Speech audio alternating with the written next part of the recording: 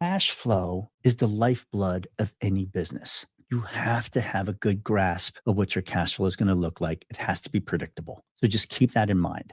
Learn the business, or as much about the business as you possibly can before you buy your first property, because you will be amazed at how many things impact your decisions as you're buying a property, making the conversion, and spending the money to a renovation, to an end product, which is intentional, and then how you go live and how you market it and operate it. Those decisions can't be undone, can't be unmade after the drywall is up, all the insulation is in, the furniture is in. You can't undo those decisions you made during acquisition where you're ignorant, not ignorant mean, ignorant, I didn't know, uninformed about what you were buying and how it was going to be used for your operating side of the business. So think about it in your business as your own co-living practice and your co-living business. Your acquisitional arm has to pass a baton to your operational arm. But if the operational arm is the one that makes the revenue, don't you want to hear and understand what they need so that it can inform what you buy? That's the way I look at it. That's the way I hope more people start to look at it. Because if you set yourself up with a property that has the highest opportunity to be profitable, you will be a property and co-living operator that scales. If you're making money, and the byproduct of what we do in our business when we make money is put on more affordable housing so people who need affordable housing receive it, then guess what you're going to do? You're going to buy another property that is profitable. Remember what I said? No margin, no mission. Hi, my name is Q. Over the past 4 years, I've had the pleasure of working with hundreds of co-living entrepreneurs, from Philly to Kansas City to Phoenix. I've helped them build sustainable, profitable co-living businesses. Many originally came to me and thought they simply owned rent-by-the-room rental properties, and that the platforms that they were working on would handle everything. My views around the importance of acquisition, how important it is to your entire business. One of the first things that I want to talk about is, do you understand the importance of having an understanding operational knowledge of your existing co-living business or the co-living business that you want to open up and operate? Everybody, and here's the stories, people rush into buying a property. And it makes sense in the very beginning. You just want to get involved. You want to get into the game. So you learn the things that you need to learn, and then you jump right into the business of, I'm going to acquire a property, and this is the most important thing. What I've found over and over again is that the failure of a lot of new investors, especially to co-living, it stems from the fact that they're taking information and guidance from people that don't know the co-living operational business that controls the revenue side of your business. When I tell you operations and acquisition are on two diametrically different parts of the business model. During the acquisition phase, it is so easy because you control all the dollars. You're the one spending the money. So it sounds trivial, and I don't mean to make it sound trivial, but when you're the one writing checks, you're the one that everybody wants to answer to. They're telling you the things that you want to hear, possibly, and hopefully it's not the case, but you hear the things that make sense so that you can move on to write the next check. You should buy a property. Here's a story. You should buy a property that's fully renovated because you have less renovations on the backside. To a new investor, that makes a lot of sense. To an existing, experienced investor, that's the worst thing I can hear. Why? Because that person, unless you have a full understanding of real estate financing, if I buy a $300,000 property at market rate with a realtor for $300,000, and they tell me they did a great job negotiating on my behalf, and they got it for $280,000, I still have to put 20% down. So for round numbers, that's what, 28 times 2? So it's $56,000 without closing costs. So now you're into $65,000, $70,000 initial closing costs to get into that deal. And then when you go to refinance it or take out a loan, they'll only give you 75% of the appraised value. And if you bought it at retail price, there's no equity. The only equity that you have is the money that you put into the deal and possibly the $10,000 or $20,000 that the realtor got for you. Unless the deal makes sense mathematically, in our world, that $70,000 that you spent out of pocket to close on that deal, there are different ways to minimize those dollars left in the deal. That's the way I view it. And it's, many people do it so many different ways, but I'm talking to the new investor who is just starting out. You want this pool of money that you've spent years building up. That's your dry powder, as people would say. How do I utilize that dry powder in the most effective way so that I can start building a portfolio If you spend your $100,000 of hard-earned saved money and you use it all on one property, then the problem that you're running into is that you're going to have a really big problem scaling because you can't pull any of that equity back out. That same $100,000 is stuck in that first deal. So as you start running and operating this business, if it's a fantastic deal, you make $1,000 a month. That same $100,000, if you put it into the hands of an experienced investor, they would recycle that money because intentionally they know enough to go after distressed properties where they're buying it much lower than what the end appraisal is going to be. Because from a lender bank perspective, the bank is the one that's going to give you a loan against the final appraised value. So I'll give you a perfect scenario. Last property I bought, we purchased it for $217,000. We ended up essentially putting $103,000 with all of the extra things that I wanted to do during the renovation. But the after renovated value, ARV, which is the appraisal amount that the bank is going to use, the DSCR lender gives me 75% of the appraised value. The ARV for this house is about $420,000. I don't necessarily need to pull all that equity out because that dictates my mortgage payment. But in this case, I'm going to pull back $300,000 out of this loan, out of this house value. I have a house now worth $425,000.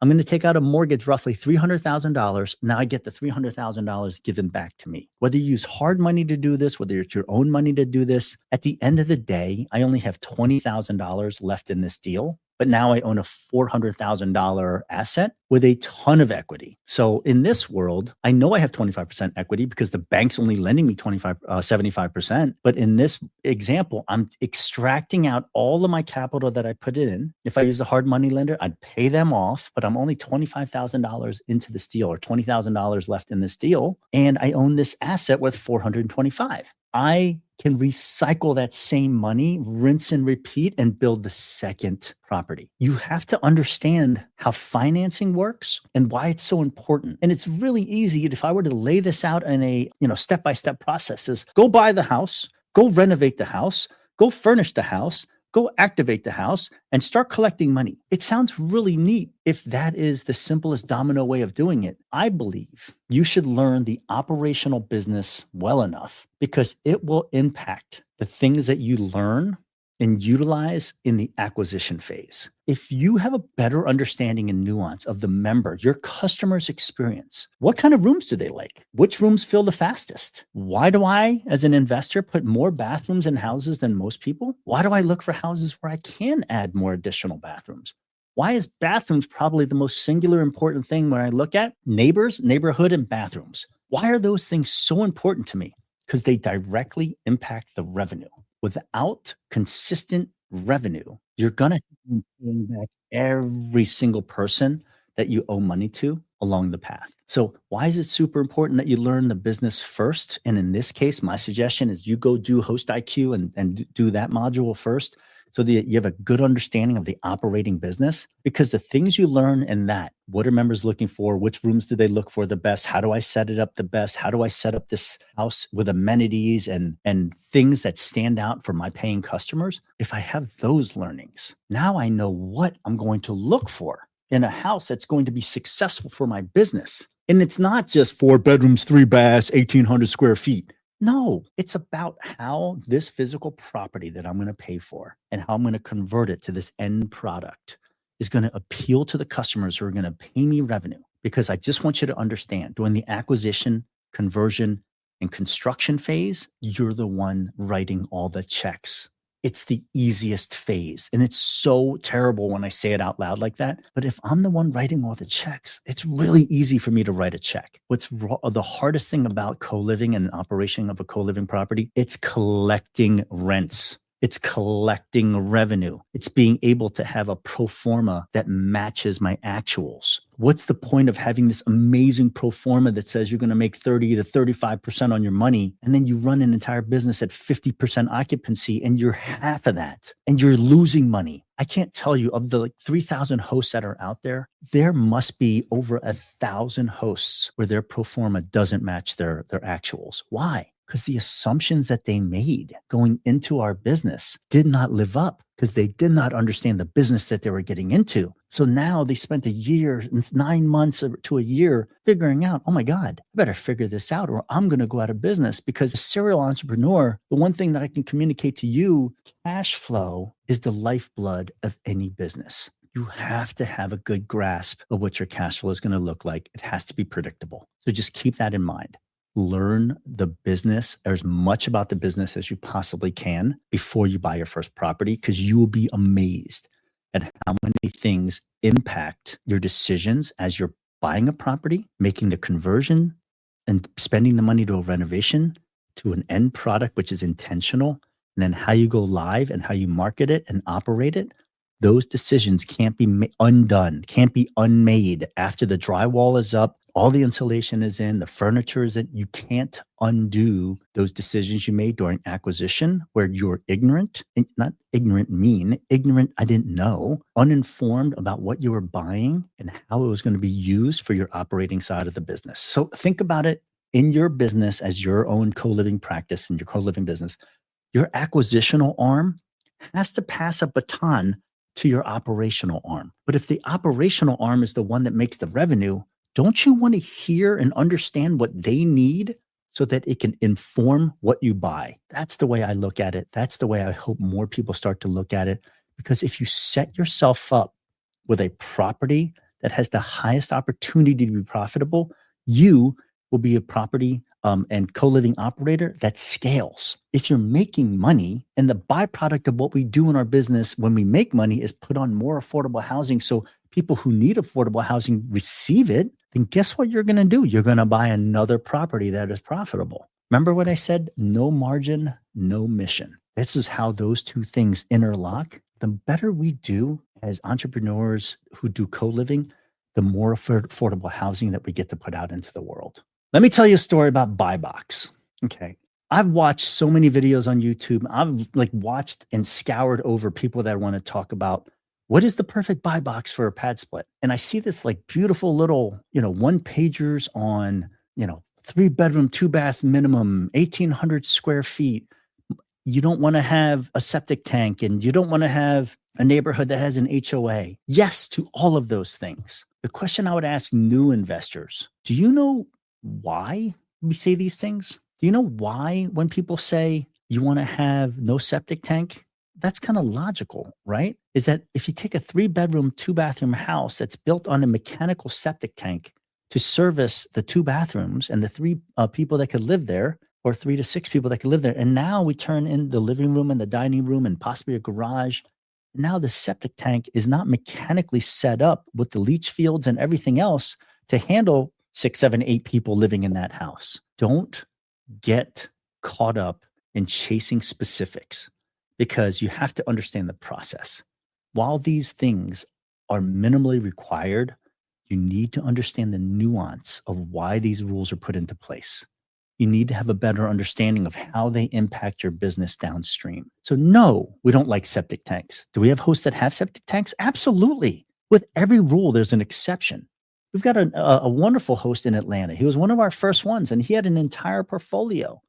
And a lot of them were outside of Metro Atlanta. They had septic tanks. So what did he do? He had to change his operational philosophy on how he managed the septic tanks. But in the normal scheme of things, if that's not what you're used to, and if you're a new investor and you're looking at houses, don't buy a septic tank. Why? Because you're the one buying the property. And I promise you, there will be other properties that fit all your needs. Just keep swiping. Have an opportunity to go put a better deal in front of you. Do not suffer from FOMO or FOBO, fear of missing out, or fear of a better offer. Buy what your business needs. Okay. So what are the things we don't like in our buy box? We don't like terrible parking scenarios. Some people, hey, my house is real close to a bus line. I don't need parking. What if you have members that have cars that want to live close to there? No parking? Well, that reduces the number of customers you can have. What are we in the business of? Filling rooms, keeping members in the rooms. So poor parking spots, bad neighbors, HOAs. Why do we not like HOAs? And in some states, I have hosts that are in Houston, Texas. They tell me they ignore the HOA laws because those HOAs are not as stringent and they're not as legally binding as some other cities. I personally would just choose a property that's not an HOA.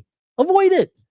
Why put yourself in no pickle for a fight later that's going to come back and jeopardize your business. As Charlie Munger says, it's not about being the most innovative and doing all these bells and whistles. It's about identifying what are the things in your business that are going to kill your business. Getting a lien from the HOA that says stop doing co-living in shared housing, that's a deal killer. So let's not do that, right? We can avoid that situation. There are plenty of houses out there in the markets that you're looking in that don't have to be an HOA. Don't force feed a bad deal. And the ones that come to me and I have other investors like, oh, I've got this creative financing deal, but it's only in this HOA, but the entry fee is so low. Great. You can go buy that property, but you better be prepared for the backlash and the downside risk of what you bring in. My investment philosophy is reduce risk, de-risk where you can, and give yourself the biggest opportunity to make solid revenue that's predictable. What else do we not like in the buy box? Not a big fan of pools because it's just more additional maintenance and it's more additional insurance. It's not that I don't want to provide an experience of a pool. That's a line item on a P&L that could be profit. My insurance goes up because I have a pool, reduces my profit. If I have somebody that falls in and wants to sue me, that reduces my profit. It increases the risk of my business. I know plenty of hosts that are in Arizona and Florida and they have pools and they make it work.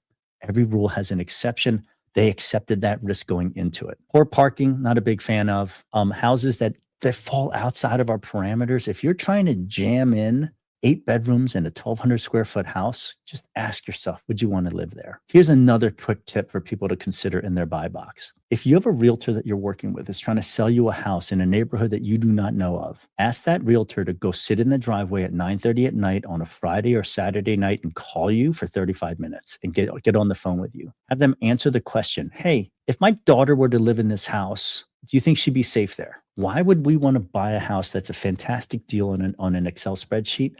But then when we actually go sit in the driveway, it's scary as hell. When I have investors that come to me and they say, hey, this property, it was a fantastic deal. All the numbers made sense, but I'm not making any money. And we go look at the occupancy and we talk to the members who are there.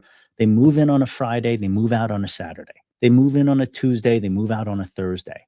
Why? And the feedback is, I don't feel safe. The neighborhood is really scary. We are in the business of providing safe, quality, affordable housing for our members that want to move in and stay over a period of time so they see value in what they're paying us for the rental room with all utilities and amenities included. But now when you take out the safe part, I don't care how much value you have. Nobody wants to stay there. So bathrooms are really important. When you get into the granulars and you walk through these properties in the buy box, you want to consider the ease of conversion.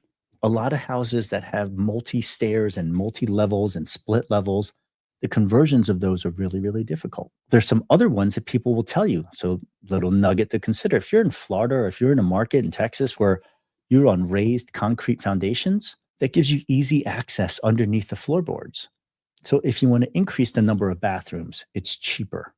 If you're in Florida and it's a ranch style without any basements and you have to punch into the concrete to add in more piping, it's really expensive. These things make a difference. So the houses that you're setting up for, if you can't envision the business that's running consistently for 3 or 4 or 5 years without issue, you're probably going to end up losing money in that deal or struggle to be cash flow positive because those properties run the full length of time. You have to understand, if I get disruption in revenue, whether my neighbors complain and go to the code enforcement, where the parking situation doesn't work, where for some reason the bathrooms collapse. If I have a 8-bedroom, 2-bathroom house, which we've seen a lot of in our first generation of houses, what happens if one bathroom breaks?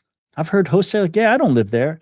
I know, but your paying customers do. And then I've even heard worse scenarios where a washing machine breaks and they're like, that washing machine's under warranty. So it takes them 2 weeks to go process this claim with their insurance company or their warranty. So what about the 8 members in the house? Can they not wash clothes for those 2 weeks while you're sitting there arguing with these are all different things to consider, but think about it from the lens of the person living in the house. It's really important. All right. Financing, real estate financing. Probably the best lesson that I've learned in my 4 years with PadSplit has been my education about how real estate is financed. You hear all of these amazing things like DSCR loans, or you think about debt to income ratio, or you hear about like ARVs, and you hear about market rate rents. All of these things are learnable. Okay. Like I have a kid in college, the stuff he's learning in these classes, I'm not really sure how it applies to business. So when we have questions and conversations about what's important, it's really around what's applicable, what skills can you take with you? This skill here, it's very technical. Learn the rules of the financing. Call the loan broker, call your lender, get on webinars, learn what DSCR loans are, debt service coverage ratio loans. That's the lifeblood for real estate investors that are looking to scale their portfolios and use income for the property versus your personal income and debt to income ratios. Credit scores are important in this scenario, but if the property doesn't pencil, they won't give you the loan, thank God. We know plenty of people who buy houses with traditional loans that are just not good for co-living, but they can give you the loan. Having a big loan on a house that doesn't cash flow for the business that needs to cover the mortgage, that's a problem. Understand the financing. My rule of thumb is you need to understand each step of the financing process. From acquisition, what kind of loan are you going to use? What are the requirements of that loan? So let's go down the path of a scenario. If you are going to buy a house with cash, that's how I buy my first couple properties. I was lucky, right? I just happened to have a pool of cash and a capital partner where we can go buy a house for cash. So the first house we went to, we bought it for $183,000. We did a big expensive renovation. That's a whole different story for another day, but I learned a lot. I paid a lot of tuition in my learnings, but we did a big renovation. And then we wanted to go and do a cash out refinance against the ARV of the house. So we bought it at 183. Let's say we did $100 and some odd $1,000 in the renovation. We got the ARV to come in appraisal at $330,000. We took out a $260,000 loan. That was our capital that we put back in the kitty, and that's the money we used for the next property. What were the requirements for the loan to say yes? We had a problem that we didn't know about. Because we put in cash to go buy the house, there's a concept called seasoning. Buy properties with your own capital in your own cash, and you want to take out a refinance or cash out refinance, there's a seasoning period that's required to leave your money in there. And if you do that, well, then your money's locked up. In the scenario that we had, we were lucky, unfortunately unlucky. The project took forever. So we actually overcame that seasoning period. The reason I didn't use hard money in this deal was because we didn't know what the renovation was going to look like. I didn't want to pay 12 or 13% on hard money. And this project lasts for 6 to 7 months. That would have been a disaster because I would have had so much holding costs. So all of these things that I'm talking about are really important for you to understand. How are you going to finance it? What kind of vehicle are you going to use? Are you going to use hard money loans, which are on average 11 to 13% with 2 or 3 points? If you don't know what those terms are, just go to YouTube and just start questioning. What's a hard money loan? What are the terms? How do I understand the rates? What do the points mean? What do the origination points mean? All of these things are important because if you don't understand that real estate, it's just math. That's how people make money. They make money on the arbitration and the spreads in between. You need to understand the system well enough so that you can play within that sandbox. So some loan products are better suited for certain types of projects. You ever heard of a lipstick flip? So if I go buy a house, like things that are just aesthetically ugly, changing a countertop, changing the cabinets, taking out carpet and repainting the house, really quick fixes. A lot of fix and flippers or investors would use hard money because they know that project's going to take 4 to 8 weeks and they're going to be back on the market to sell it. So I can borrow money at a high interest rate because I'm only going to pay it over a course of time. One of the things that people don't realize when they get into our space, my God, is the biggest killer of all. You have to understand that if your project goes overtime and extends, you're paying 12 to 13% for every single day, every single month that this project extends. Those are called holding costs. Project doesn't have enough juice in it to cover those holding costs. Guess who's paying? This guy. I don't want to pay those. So some loans are better suited for certain kinds of projects. If it's a big ass renovation where it's going to take a long period of time, find patient money. Whether it's a private money lender, whether it's do it all cash, don't use hard money for those projects unless the spread on that thing is so big that when you go to refinance, you could cover all those closing costs. Everything has a caveat. There's no hard hard and fast do's and don't rules, but you have to understand the nuance of real estate financing. Simply ask, hey, I'm going to have to use a DSCR loan at the end. Contact your lender. The ones that want to work with you and build relationships, have them walk you through that process. This is real money that you're talking about. Don't waste it because you're ignorant. This is something you can learn how to do. This phase we're going to talk about is underwriting. This single idea has put more real estate investors, especially co-living investors, in trouble. I cannot tell you how many real estate investors that are new and some that are even experienced, and they have no idea why their underwriting doesn't match their actuals. And when I look at it on a spreadsheet, it's really sexy. If you know that your key performance indicator or your key metric that you're using to make a decision on a buy, if it is a percentage cash on cash return, which means that like after I take out all my loans, how much money is left in this deal? In my case of the transaction that I spoke of earlier, if I buy a house for $200, put $100,000 in renovation, or let's say $125,000 in renovation, it's now approves at $400 as a appraised number. The bank's going to give me $300,000 back. I have $25,000 left in this deal. If I'm making $75,000 on the house in gross income, that's it's a 3-to-1 return on my cash on cash return. So it's like you have to understand these numbers, they mean something to somebody, right? But you have to understand, are they realistic? I like to tell new investors, conservative underwriting leads to better sleep, which leads to lower heart rates, which leads to less aggravation. If you are pleasantly surprised every single month because your house outperformed your pro forma, you bought it correctly, you operate it well. If you're extending and stretching, your underwriting to make you feel more comfortable buying a deal, you're just setting yourself up to get kicked in the wazoos. Do not buy a house on hopium. I'm going to tell a story so that it kind of resonates.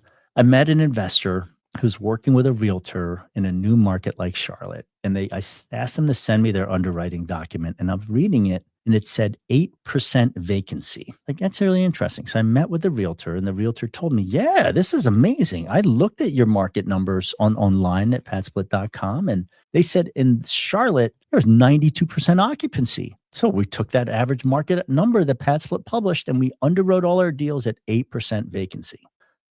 Time out.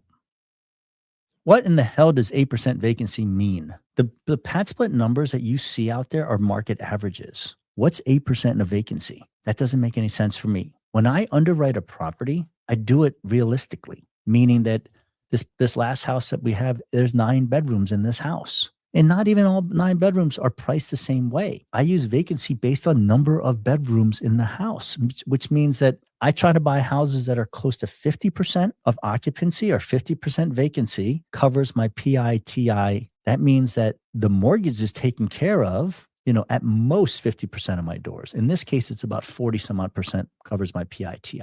So that means that I have 5 rooms out of 9. So if 4 rooms cover my mortgage, I have 5 rooms to cover the PadSplit fee, property maintenance, utilities. I have enough room. This is the part that I need you to just take away from anything. If you take away this one thing, co-living owners and operators, our net profit, the money we put into the bank, it only comes from the last bedrooms that are filled and stayed and we collect rent on. This house is 9 bedrooms, okay? The first 4 pay the mortgage, insurance, and taxes. The next one will cover utilities and PadSplit's fee for 8%. And now, so that's 5 bedrooms. I have 4 bedrooms of profitability left. So that means that 1, 2, 3, 4 on average, let's say $800 a month, it's $3,200 of potential net profit. But if I only have 5 out of 9 filled, I'm sleeping at night because some other people are paying my mortgage and they're paying my fees and my utilities. I'm not writing a check. So if you're looking at your property and you're like, my God, I need 6 out of 7 to break even, then you're praying to God that last bedroom gets filled because that's where all your profit is from. And take a look at your properties. Tell me how many of them are 100% filled. So why would you underwrite your deals to be so aggressive where you need this many? This is where people, they start getting crazy on the spreadsheets. So what they do is they're like, wait a minute, if 6 bedrooms is good, look at 8 bedrooms. All right, we need to convert the outside Florida room into 2 more bedrooms. And then we can do that. and we done put too many splits in there. And now your renovation costs for your house just went through the roof because you're chasing more bedrooms on your spreadsheet. Well, what impact does that decision have? That means that you're going to get a worse rate because now the cost that you need to get out of your project to finish, maybe that's over what the average market rate rent is. And now your DSCR lender says, hey, you don't meet the 1-to-1 ratio. We either have to have you bring more money to the table to close, or we're going to go ahead and reduce, instead of giving you 75% of the approved value, we'll give you 60. Every decision has a financial decision. You need to be aware of, if I make this choice on spend, what does that mean on my financing? If I make this decision on more bedrooms, what does it mean for my occupancy and tenure? This is what I mean about, like, if you understand our operating business, it has such vast impacts on how you acquire and underwrite conservatively so that you can make money and therefore be motivated to buy and build and construct another property, which allows you to increase your wealth and increase your cash flow. These are the parts that are really, really important. I want to talk about renovation. Renovation. Why are renovations so important? When I work with new hosts that bought a property based on limited information that they knew, and they brought the property to us and say, hey, this thing should convert to a 7-bedroom, 2-bath. Okay. Now the question is, how did you do your conversions? I'll give you a specific example. I have 3 of my buddies that are students of mine out in Phoenix. They brought a property to me. They got it sub 2. He's a sub 2 wholesaler. What they did was they had a property they acquired. The numbers seemed to work for them. It was a 10-bedroom, 3-bath. And the first thing we did was, when we looked at the property, we started going through it virtually. And I was like asking them, hey, tell me about this. What are your decisions around conversion?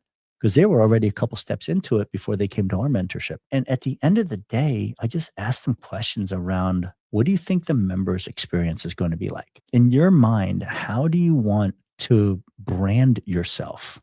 What kind of experience and member experience do you want to put out into the world through your products, in terms of the rooms that you're renting, that you think are going to check off how you want to run your business and your thesis for how you want to operate your business? Little sardine can rooms, 8x10. You can have 2 more of these in your house, but what benefit is it doing if somebody moves in, doesn't like it, and moves out? It's just high churn, high turnover. What they ultimately came to when they asked themselves these questions is, they came back, instead of a 10.3, they actually ended up at an 8.4. So they took a space on the other side, they put another bathroom, they converted one of the areas that they were going to split into 2 little tiny bedrooms and made it 1 master suite, increasing the price that they were going to charge for that, because they started to learn, wait a minute, somebody may pay $300 for this room, or $325.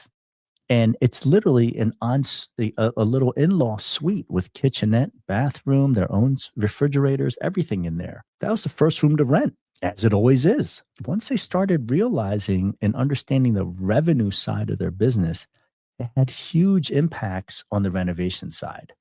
I know historically, when I've watched, the old videos about what is pad split and what direction do people give you, and they'll tell you, no couches, no common spaces. It invites people to sleep over. And I listen to these people who are talking, and I know them.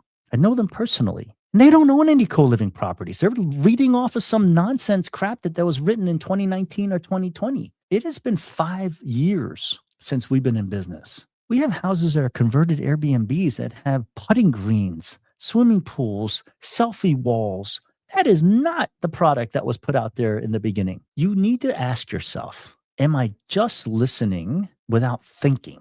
Do I have an idea of what kind of business that I want to run? I will tell you, my brand, my portfolio, we always have a common space.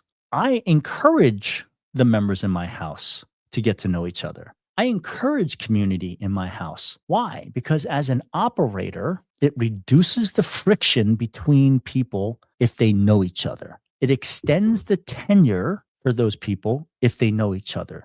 It increases the patience for stupid crap that's going to happen on an everyday basis if they know each other. So that personal relationship might be the difference between a move out request because somebody was making noise, somebody wasn't cleaning the kitchen, versus in my world, they'll just talk to each other and talk through these little things that flare up without it turning into a massive conflagration and a massive forest fire that burns everything down. It's a different way for people to consider. I'm not telling you my way is the best way. I'm just showing you that my way can exist in our world. It's a dynamic marketplace like Uber. I love that analogy for us. Uber Share, really cheap.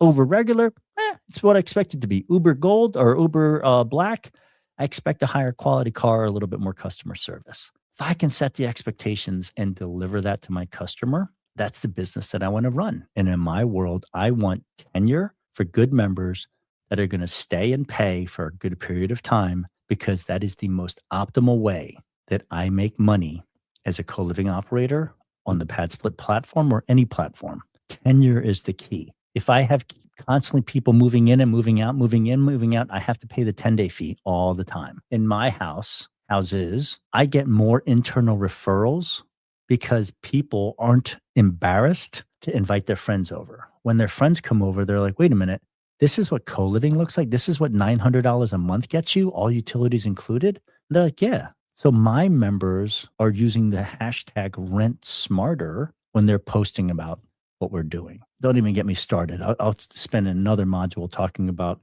how to create a business on top of our platform for members and for hosts. But my members are not embarrassed about living in my house. They will tell their friends, look, I'm just smarter than you. You're paying $1,800 for a shady apartment.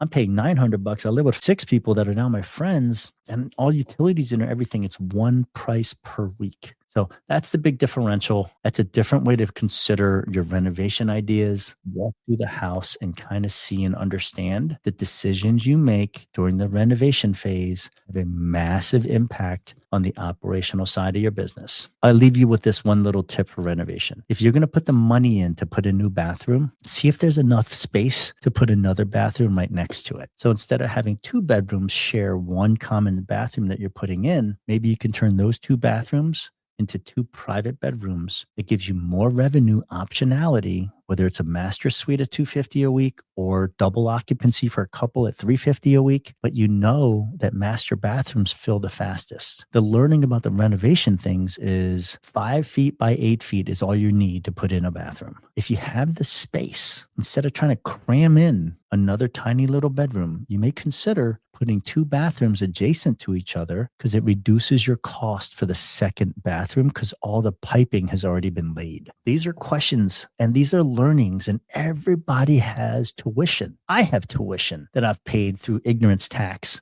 Right? I write down the things that I've learned so that when I go to my next property, when I look at it, I look to avoid those big hits. And now I get better and better. And now I have a system that I'm looking for. The framework of my acquisition is very much revenue centric, reverse engineer backwards to what I'm trying to buy. I understand that I have to get through the financing first, the renovation of it next, and then activation and operations. Those are essentially the framework that we always talk about.